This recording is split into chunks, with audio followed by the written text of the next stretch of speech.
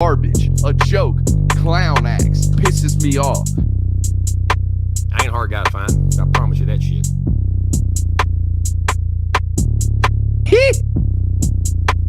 Listen to the word garbage, a joke, clown acts, pisses me off.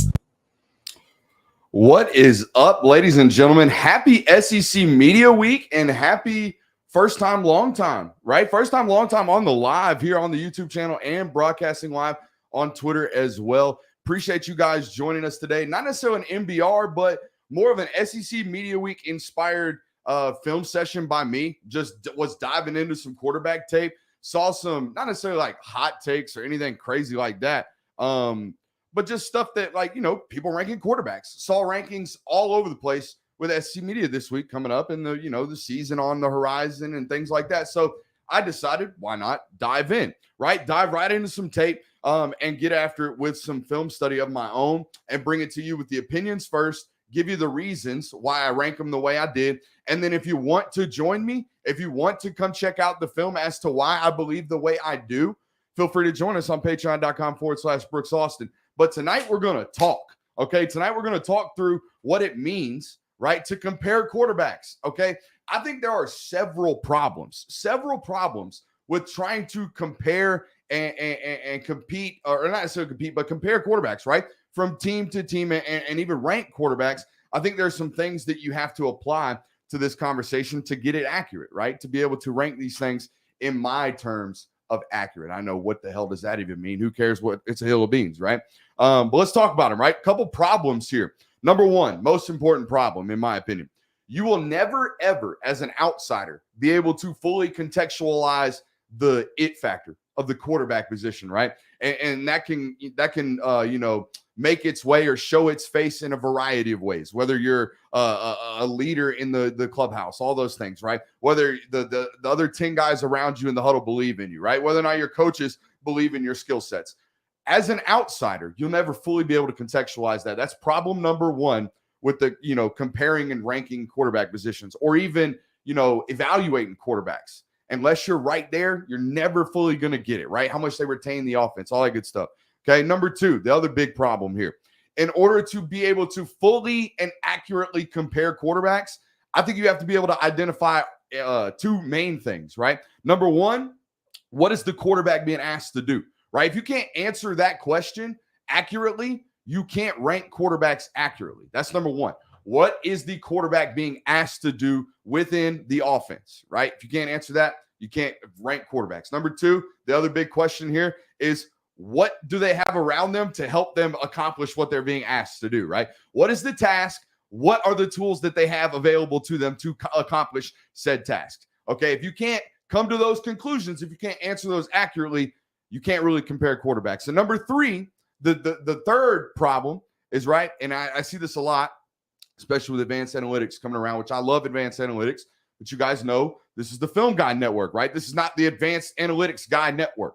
This is the Film Guy Network. So if you are a box score or strictly advanced analytics scouter, you're going to miss on a lot of these things, right? I don't want to be just Film Guy, right? But just looking at box scores or just looking at advanced stats will skew your opinion no different than just looking at a 3.5-minute highlight tape. The two are no different. If you're one of these people that makes evaluations or opinions on quarterbacks after 3.5 minutes of some TV copied highlight clips, or you're someone that just looks at completion percentage and advanced analytics and box score scouts, you can't answer these questions, right? You can't compare these quarterbacks, right? So all that being said, you know, we all identify quarterbacks differently, right? We all value things differently at the quarterback position. I think that's the main problem, right? I bring you three, right? You know, the outside it factor, you're never going to be able to contextualize that or place a value on it. You're never going to be able to fully compare quarterbacks unless you know the task at hand, right, and the tools available to them. And you can't box score scout. You actually have to sit down, watch several hours of tape, and evaluate, just like coaches do, just like GMs do, just like all these things do, right? Those are problems. But the main problem with this discussion tonight is, what do you value as a quarterback? At the quarterback position, what do you value? Okay. And there's a million ways to value or to place a number on it or to explain it or to give an opinion about it. Here's the way I do it. Here's how I value quarterbacks. Here's how I break them down. And it's one simple question with a variety of boxes to check this one specific question. How many ways do you impact winning?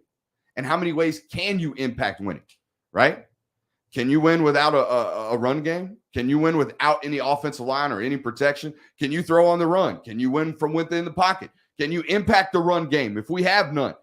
Can you win shootouts? Can you slow it down and play slow and game manage? Because that's necessary in winning football, right? Can you win situational football? All these questions that go into answering the primary question of how many ways do you impact winning? That's the most important thing for me when evaluating quarterbacks. That's it, okay?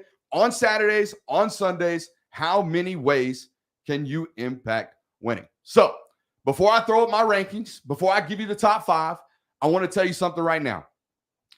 In my opinion, anybody coming out here ranking a player like Anthony Richardson, who is immensely talented, top 5 pick talented, okay, in terms of height, weight, speed, how well do you throw the football? Looks great. He doesn't have more than one game of 20-plus attempts in his career, okay? He hasn't started long. There's very limited sample size, okay? And it wasn't with a lot of help down there, okay? And the largest sample size you got, right, is him against probably the best defense in the history of college football, or at least in the last 20 years, right? In Georgia this year, he had 20 attempts, the highest of the year, okay? I think Anthony Richardson at the end of this year will enter this discussion of top 5. He will be in this discussion. It will be impossible for him not to be. The talented traits will take over, and they will ultimately show, right? It's just too much of traits to not be on this list at the end of the season. But preseason, ranking guys like Anthony Richardson in your top 5 is how you end up looking like the guy who ranked Emory Jones in your top 5 last year, okay? You go watch Emory Jones in shorts and T-shirts. It will blow your damn mind. I promise you right now. If you've never seen quarterbacks up close, if you don't know what it looks like, if you go watch that Joker throw, your jaw will drop, okay? And then things happen in the game, and he's not a top 5 SEC quarterback, right? Let's just hold off. I'm not saying he's not going to be there. The sample size is not there for me. So it's a wait-and-see evaluation on AR-15, okay? Now, OLI, because outside looking in, super important. Super important, elite quarterback year at the position, right? There's a bunch of good ones all across the conference. There's a bunch of new ones all across the conference that we're not going to talk about tonight. Jaden Daniels, we're not going to talk about him, okay? There's a bunch of really good ones. OLI, I got 2 names for you. Number 7 upon the evaluation today was Will Rogers. Now, Will Rogers on the box score looks absolutely freaking elite. I mean, absolutely. 4,700 yards, damn near 70% completion percentage, right? He is a box score scout's dream. But you turn the tape on, okay? You turn the tape on, the arm strength is right there in that B- range, right? The ball doesn't jump off his hands. There's no wow throws at all. 0. It's all, okay, he processed well, got the ball out on time before he got sacked, okay? You can do all the counting stats in the world with Mike Leach ever, okay? Anybody remember the name BJ Simons? Anybody? He threw for 5,800 yards in 2004. 5,800 yards. Do you remember the name BJ Simons? No. Okay, I hear people all the time talk about Will Rogers, perfect quarterback for the Mike Leach system. Insert Jim Joe, okay, quarterback at Mike Leach. Son Gun go throw for 4,600 yards. I'm telling you that right now, okay? Hey, Sonny Cumbie, anybody know that name? Sonny Cumbie, 4,900 yards, 4,700 yards, okay? The dudes chunk it in this system everywhere. Y'all remember Graham Harrell? Everyone knows the names, right, of the popular ones, but nobody remembers Taylor Potts, who averaged 315 yards per game at Texas Tech in 2009. I can go on for days about Mike Leach quarterbacks. I'll tell you this story right now. And I love these stories because in-person evals, y'all know how big I am on them, right? I went out to the Elite 11. This was COVID year 2020. So this is before they shut the whole state down. And the last football-related event for like 4 or 5 months up there in the state of Tennessee was the Elite 11. And we're watching these quarterbacks throw. And, of course, there's 4 or 5 sometimes college quarterbacks that come back and they throw with the high school kids. They're like college counselors is what they call them, right? Camp counselors. So we're watching all these guys throw, and there's one guy out there, man. Like they're throwing, the college guys throwing NFL balls because they're about to go to the NFL. Like in the offseason, all college guys throw NFL balls. And that sucker was wobbling, and it was dying, and it was having sound effects. And everybody's like, who is the last camp counselor throwing? Like we're all looking around because, I mean, we're talking years with like Justin Fields out there.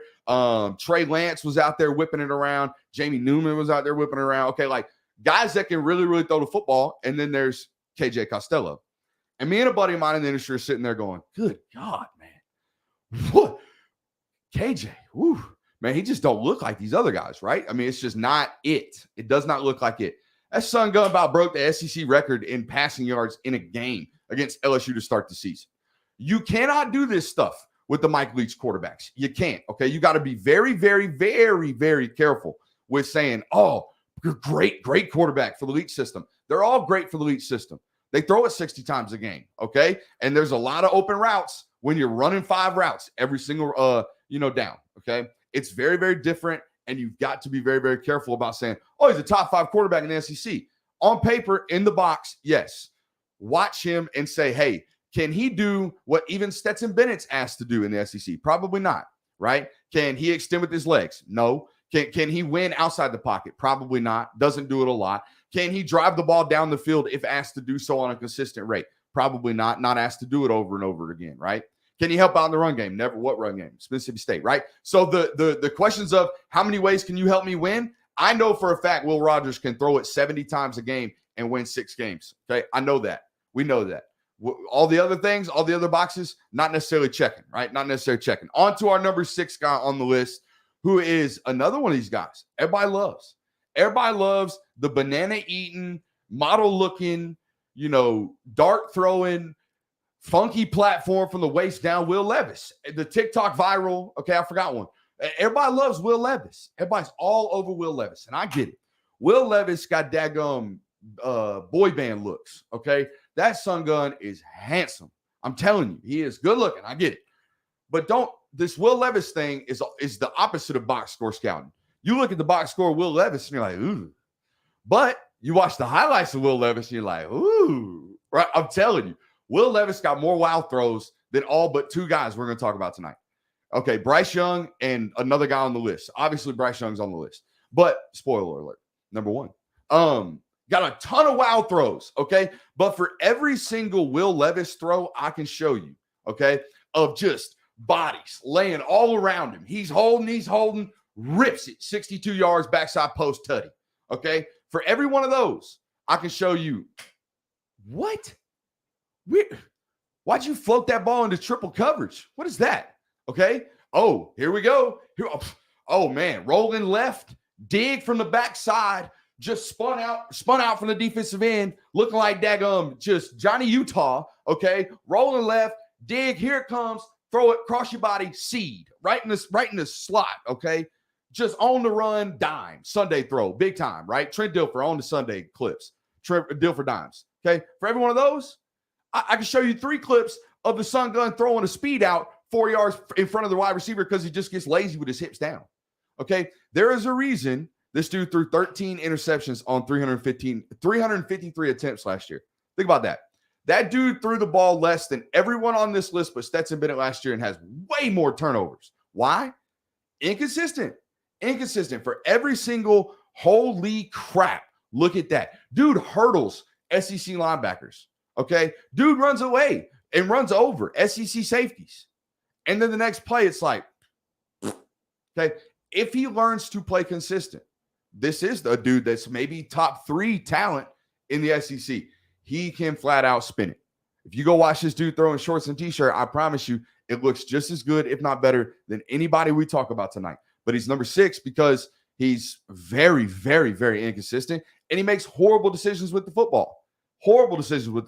Also, how many times do we talk about, or how many times in the media do you hear about Stetson Bennett or someone like Stetson Bennett getting knocked for so-and-so's offensive coordinator doesn't ask them to do a lot to impact winning, right? They don't ask him to do such and such. They don't ask him to do this, that, the other.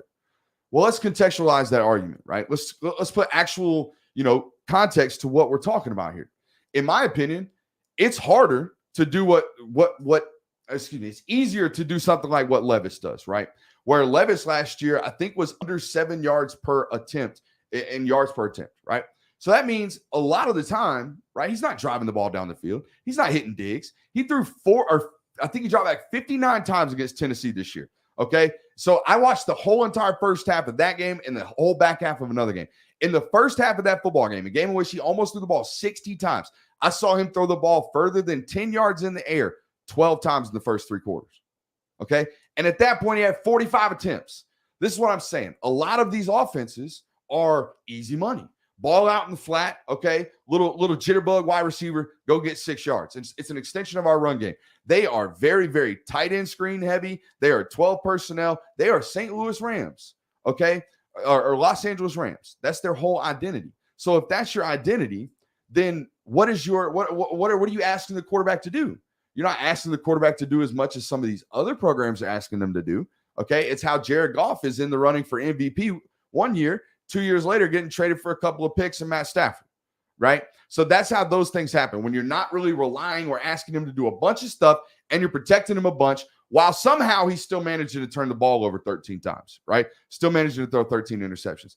I think he's incredibly talented outside the list because of the turnovers. I can't have you playing quarterback position if you're turning it over that much. All right, on to our actual top 5. You guys want the list? Let's not give you the list yet. Let's give you a live read. Shouts to the Gramco. Haven't been on a live show in a long time, so you guys probably haven't been picking up on the live reads. But we are sponsored by thegramco.com, the premier Delta 8 and CBD provider. Down there in the great state of Florida, shipping is discreet, okay? Shows up instantly, okay? That sucker going to show up at your front door before Amazon, all right? I'm telling you that right now. It's super discreet and just premier products, right? I'm big into the gummies after the show. You guys know I'm huge into coffee. They also have wake and bake coffee. I drink a ton of coffee to get through this show, hour long, however long it takes, with a bunch of energy and influence, right? Or a bunch of energy. But if at the end, it's like I can't go to sleep, right? Because I'm up here for like an hour and a half, and then it's 10 o'clock, and I got to figure out how I'm going to go to bed. Delta 8 gummies. Love them. That's how I cool down after the show. Shouts to the Gramco. Thegramco.com, promo code Brooks25. Get you 25% off today. Appreciate those guys. All right, on to our actual top 5 list. Okay, coming in at number 5. Let's show it to you. I'm going to go ahead and show it to you. Okay, y'all ready? Y'all ready? Y'all ready? Y'all ready? Boom. All right, let's give it to you. Okay, number 1, Bryce Young. Number 2, Hendon Hooker. Number 3, Spencer Rattler. Number 4, Stetson Bennett. Number 5, KJ Jefferson. All right. That's how I see them. And I'm going to walk you through each one of these guys. And these are the 5 guys we're going to watch on patreon.com/Brooks Austin tonight. We probably won't watch them all. We watched a ton of Bryce Young and a ton of Stetson. Obviously, I want to show you some of these other guys as well, especially Hendon Hooker. I think what he does is really, really special. And that offense is really, really special. So excited to show you or talk to you about that tonight and then show it to you over on Patreon. So feel free to join us. Patreon.com/Brooks Austin. I know some OGs and some homies are hanging out in the YouTube chats today, and they'll be the ones to tell you it's primo stuff. The season is ramping back up. Obviously, Jamal Jarrett just popped as a commit today. Recruiting is picking back up. There is intel over there, obviously, for $10 a month. There is an additional community over there for $10 a month that you'll love and enjoy as well. But if you just want to hang out for film studies, you can hang out for film studies and become a smarter football fan over there as well for just $5 a month. So feel free to join us. We're going to be getting some good stuff going into the season as we normally do. It's ramping back up like we just told you. All right, number 5. Let's talk about it. Zachary Moss. Hey, I'm getting to it. We're going to get to it. Y'all going to disagree. That's fine. Zachary Moss says, I disagree vehemently. What a great use of word. Great diction right there, Zachary Moss. With Rattler being anywhere near the top 5 on principle alone. I absolutely love the comment. I absolutely love that you think I'm dead wrong, which is why, hey, come check us out. Patreon.com. If you think I'm an idiot tonight, if anything I say, you're like, he is dead wrong. Guys, these opinions don't come without hours of study. I promise you. Okay. And we'll lay it out. We're going to put it right on the film for you right after this. So if you got any arguments, come see me. come see me and let's talk about it, okay? Number 5, KJ Jefferson. Let's start with the great about KJ. Okay, number 1, he is the only, and I mean the only quarterback in the SEC that going into an SEC schedule, got to play 9 games. I'm going to look at you and say there's one guy in the SEC that I say, give him 15 carries today, coach. I don't care if we got 7 more conference games. We got to win this one. Give him 15 carries. Matter of fact, give him 15 carries the rest of the year because he can handle it, okay? He's not only our best runner, he's not only going to lead our team in rushing attempts, and we're fine with that, but he's got to carry the load, okay? He has got to carry the load and impact the game with his legs and his body. There is not a quarterback in the conference that impacts the rushing attack more than KJ Jefferson. Their entire run game is designed around one, okay? In fact, they had such success, I believe it directly impacted their quarterback recruiting. Malachi Singleton is an inch and a half shorter than KJ Jefferson. That is what he is. That is what he projects as, okay? So they're just trying to stack up guys that look like that and guys that can do that. So that's number 1 for me. That's a great value to have. I know, and I'm going to show you tonight, he will hold defensive ends in place. He will make them be responsible to sit still in case quarterback keeps. He's the only one that keeps everyone 100% true because he's the only one that scares people with his legs in open space in terms of a running quarterback threat. Number 2, this dude doesn't turn it over. Does not turn it over. I think he had almost 150 carries last year. He lost 2 fumbles, and he threw it almost 300 times, and he only had 3 interceptions. So, I mean, he was touching the ball or throwing the ball. He was running the ball or throwing the ball like 60% of the offense, 65% of the snaps, and he only had 5 turnovers. That is valuable. That is valuable. That is efficiency, right? That is a complete antithesis of the guy that was left OLI just a second ago, right? Number 3 for me, I think he has really, really above average deep ball accuracy, okay? Now, he had one of the best deep ball threats the SEC seen in the last 10 years, and Treylon Burks, in my opinion, for the last 2 years as a spot starter, and he's gone, okay? That is the number 1 negative. Treylon Burks was 41% of their passing offense last year. Think about that. 41%. That has got to, I'm not even going to look it up. That's got to be the most, like, statistical impact loss in the SEC, okay, in terms of this guy did this much for us and is now gone. The other thing that kind of not necessarily bothers me, but if you look at it, now he finished really, really strong. His last 5 games were over 70% completion percentage. So he finished really, really well. But there are stretches of play where his lower body mechanics are so entirely stiff that intermediately to short yardage, I mean, he's liable to miss by 4 yards, okay? Very, very inconsistent in terms of his intermediate accuracy. But he's so big and strong, the deep ball floats and flies really, really well. So it's a solid kind of mix, and they've designed their offense around that, okay? But I really do. I going into this year, you can't tell me KJ Jefferson is going to be a fraction, not necessarily a fraction.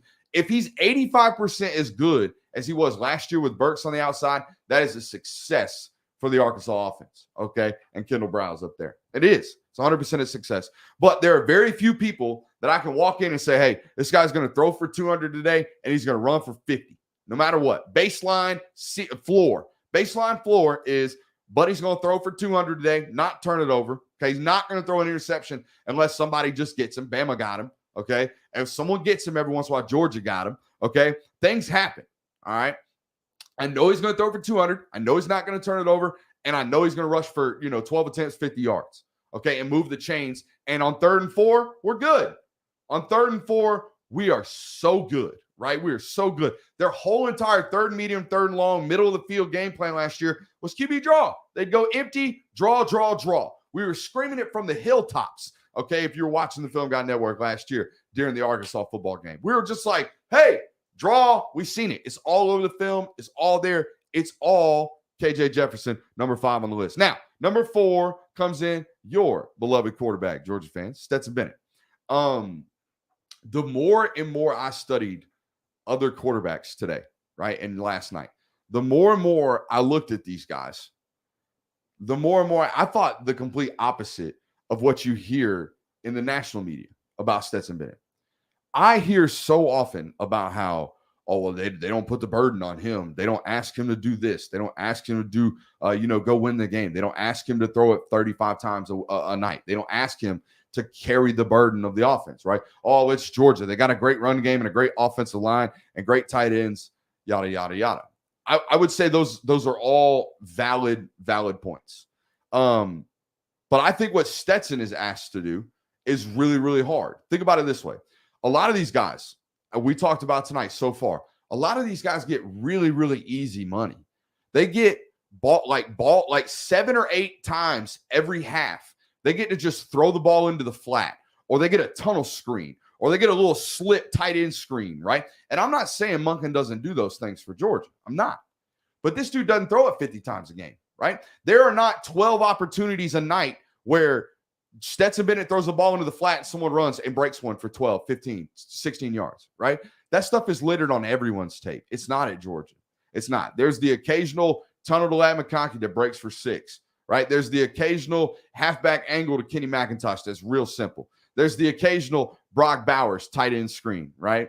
But those things happen 4 or 5 times a game, and he's only throwing it 22 times a game, right? He averaged 22 attempts last year per game, okay, in the SEC.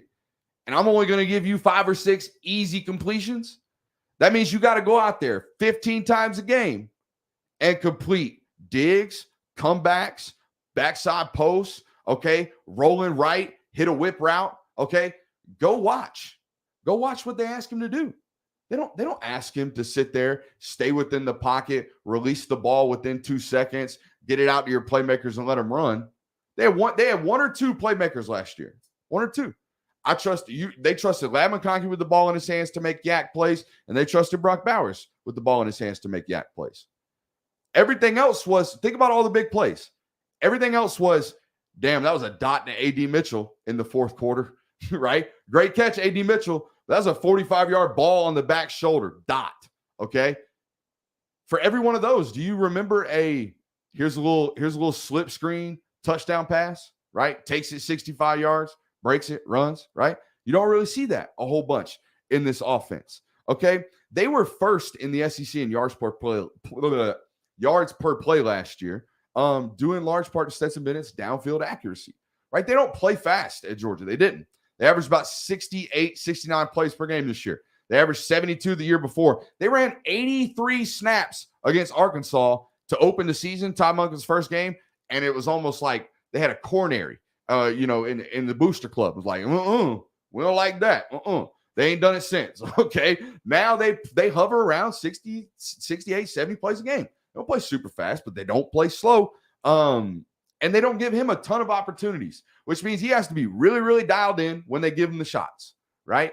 And when they dial shots, he was, I think arguably one of the best deep ball throwers last year. Just didn't do it a ton, right? Just did not do it a ton. So I think, when people don't rank him, inside the top 5, or, I saw him 34th on PFF's list. I'm like, dog, come watch some of the stuff this dude did last year. Come watch Jervon Dexter roll the right guard. I mean, freaking rolling. Just off the snap. And Stetson Bennett just roll right and just like, it's okay, coach. Don't worry. Roll right, make it happen. Right?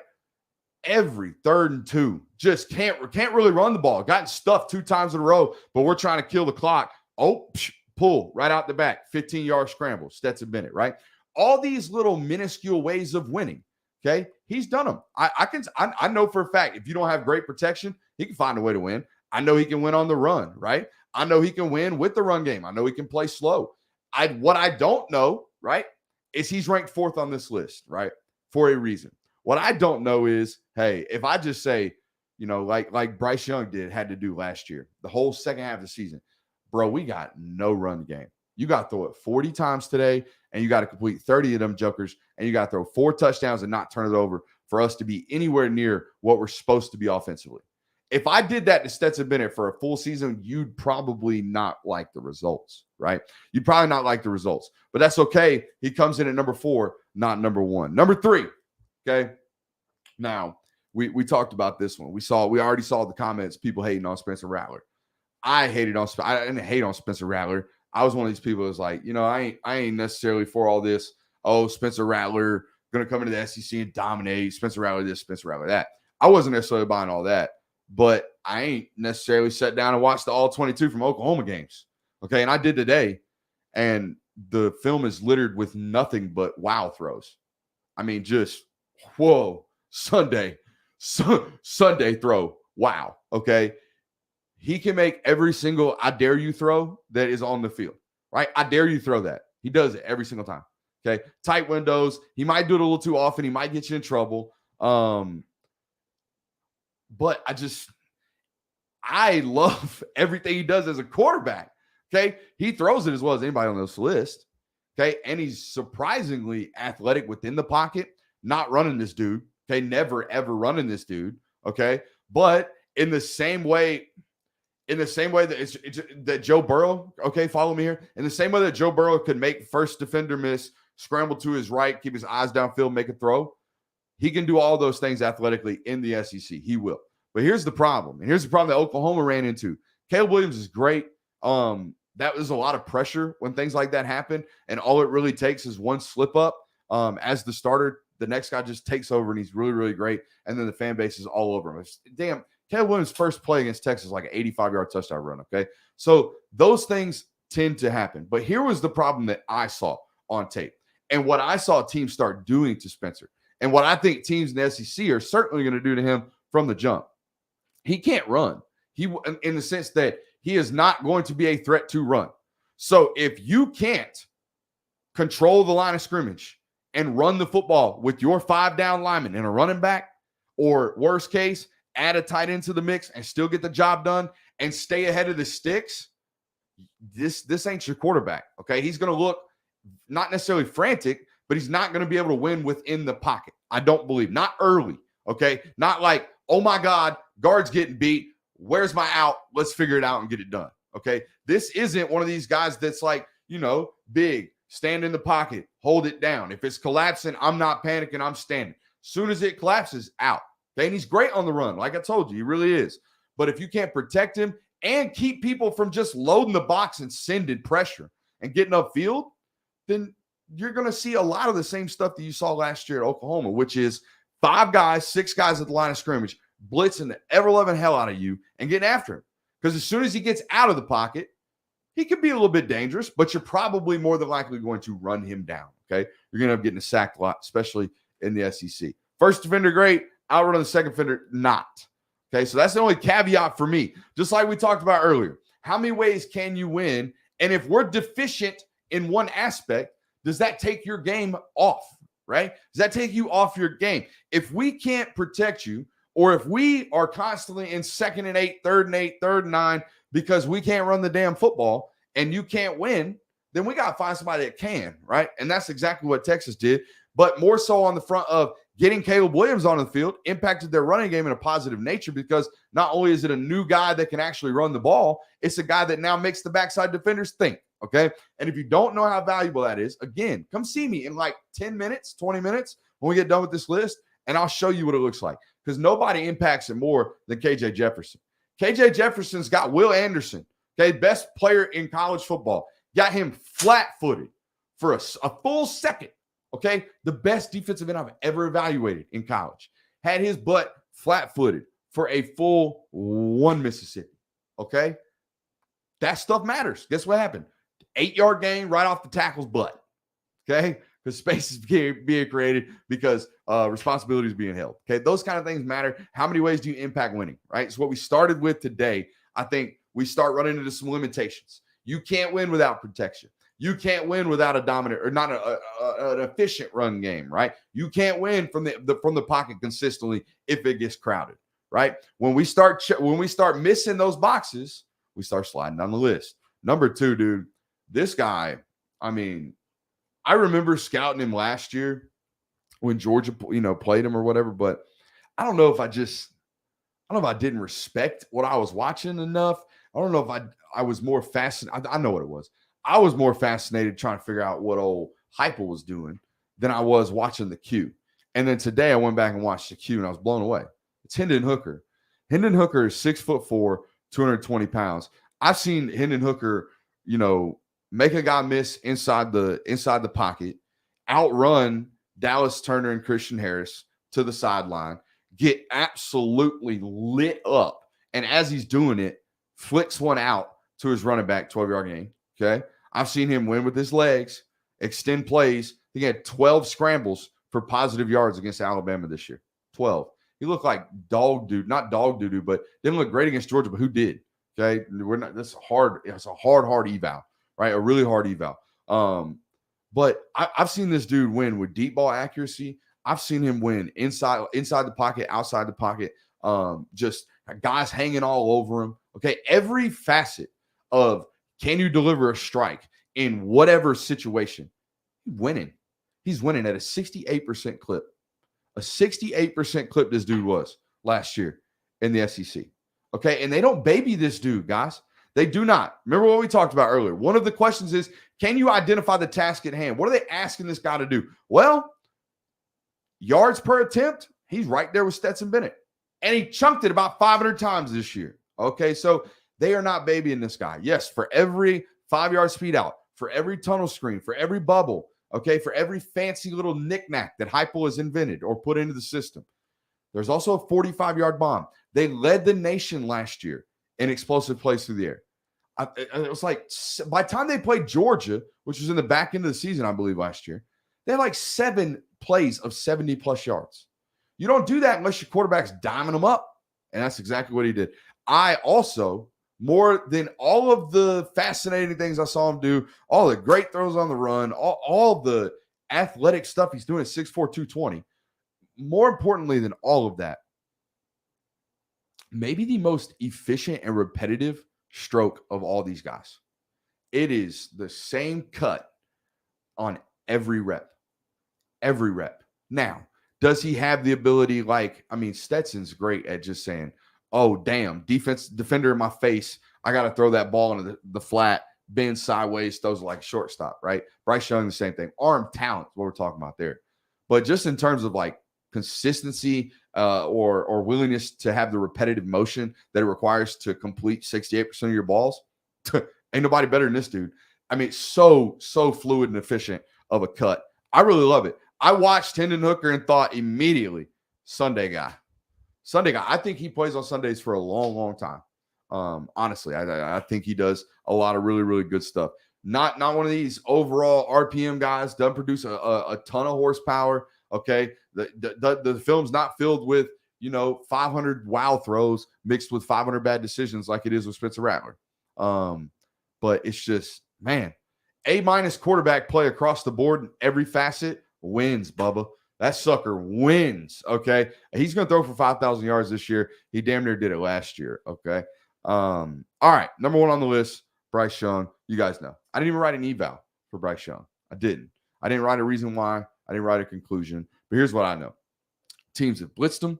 Teams have zoned him. Teams have manned him. Teams have shut down the run game. Teams have sacked him 45 times in a season. It don't friggin' matter. Teams are, even the SC championship game, he's out there working with, this is foreign territory here on a Georgia-related podcast and platform, but y'all know the deal. He's out there playing with third stringers, fourth stringers, okay? And them wasn't misses. Them was drops, okay? They ain't talking about bad ball, okay, Jimmy? They talking about, hey, catch the damn ball, okay? They ain't talking about bad balls. They talking about bad hands, all right? He was dotting them up left and right, all right? It wasn't his fault, okay?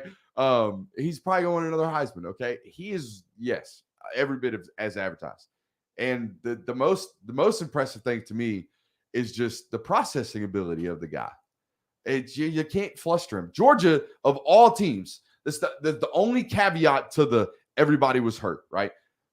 Georgia did such a good job of just trying to confuse him because it's almost impossible. He's 21 years old, I think, 22 years old, however old he is, and not played a ton in college, right? Last year was first full time as an undisputed starter, okay? And just can't beat him. Can't surprise him.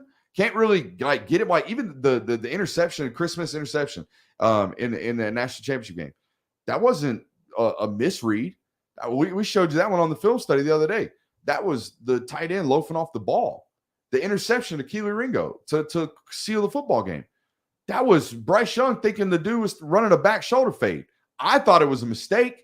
Okay, I thought it was a mistake. The receiver got on top of the of Keely Ringo, but he wanted a back shoulder ball. He probably would have got a back shoulder ball if it wasn't his, second X. If it was his starting X, might have got the back shoulder ball. You see what I'm saying? Or might have felt the confidence to throw him over the top like he was supposed to. But I mean, I think that's indisputable. The rest of the stuff we can argue about, right? If you guys want to argue about it, we can. We'll just hit you with the eval over on patreon.com/Brooks Austin. But there it is. To recap again, number 5, KJ Jefferson.